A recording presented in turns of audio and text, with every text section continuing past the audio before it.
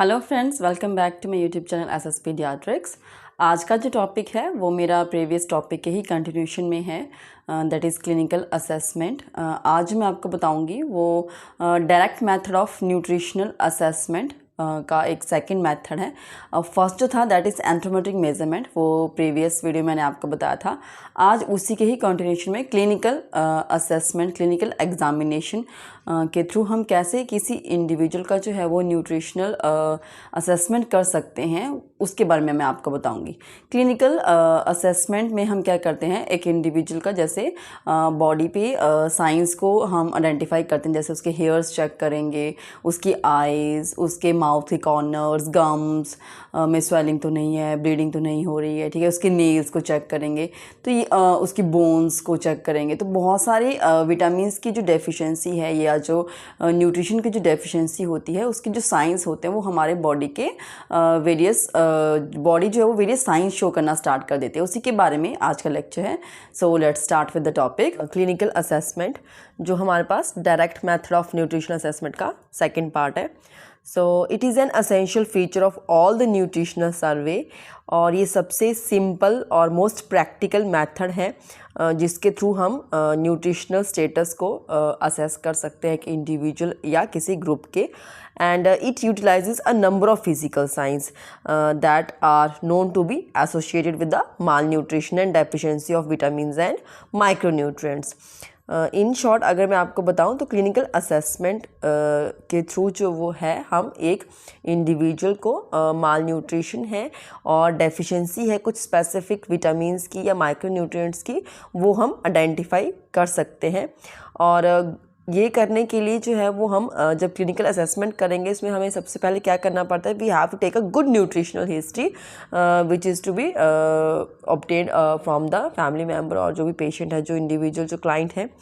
And general clinical examination with the special attention to the organs like hair of the patient and angles of the mouth, gums, nails, skin, eyes, tongue, muscles, bones and thyroid gland to identify specific disease को identify करने के लिए कि कौन सा vitamin या micronutrient की deficiency के साइन ये शो करते हैं।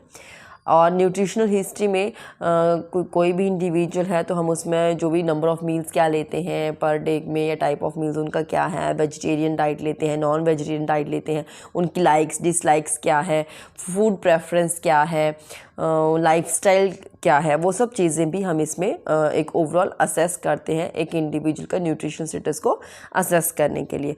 And detection of relevant science help in the establishing the nutritional diagnosis.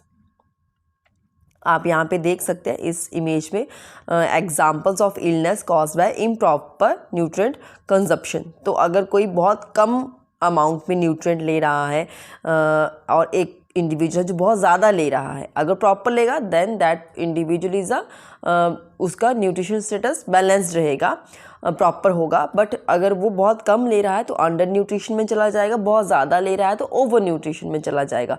So that is the malnutrition की टाइप्स में आ जाता है under nutrition and over nutrition. Under nutrition में प्रोटीन एनर्जी माल न्यूट्रिशन हो सकता है, आयरन डेफिशिएंसी हो सकती है which leads to anaemia, calcium deficiency होगी leads to osteoporosis, iodine deficiency leads to goitre, vitamin A deficiency leads to xerophthalmia, vitamin B deficiency, C D leads to various vitamin deficiency diseases. Too much अगर ज़्यादा ही किसी ने लिया है nutrients तो obesity हो जाता है which leads to the stroke, risk prone हो जाता है इंडिविजुअल टुवर्ड्स द स्ट्रोक और हार्ट और आर्टियल रिलेटेड डिजीज़ हो सकती हैं। सम कैंसर्स हो सकते हैं इंडिविजुअल को, diabetes mellitus, gallstone and dental caries of gout. These are the sign of some specific vitamin deficiency. This is the xerophthalmia white dot spot which is indicating vitamin A deficiency in the body of an individual, and this is also vitamin A deficiency. Then this is the beriberi vitamin B1 deficiency की वजह से होता है ये हमारे पास। and this is ariboflavinosis vitamin B2 deficiency. इसके gum जो इसका माउथ का जो कॉर्नर्स हैं यहाँ पे आप देख सकते हैं रेडनेस हो जाता है, इन्फेक्शन हो जाता है। And pellagra vitamin B3 niacin deficiency की वजह से। इसके क्लिनिकल जो साइंस होते हैं उसे हम 4D के इंडिकेशन भी हम इसमें रखते हैं, dermatitis, diarrhoea, dementia and death. Scurvy, vitamin C deficiency, bleeding from the gums and vitamin D deficiency की वजह से that leads to the rickets and softening of the bones brought on by the extreme calcium loss and goitre iodine deficiency disorder की वजह से होता है and protein energy malnutrition which leads to marasmus and kwashiorkor. And advantages क्या हैं clinical assessment के through अगर हम किसी का न्यूट्रिशनल स्टेटस को असेस करते हैं with the help of this clinical assessment.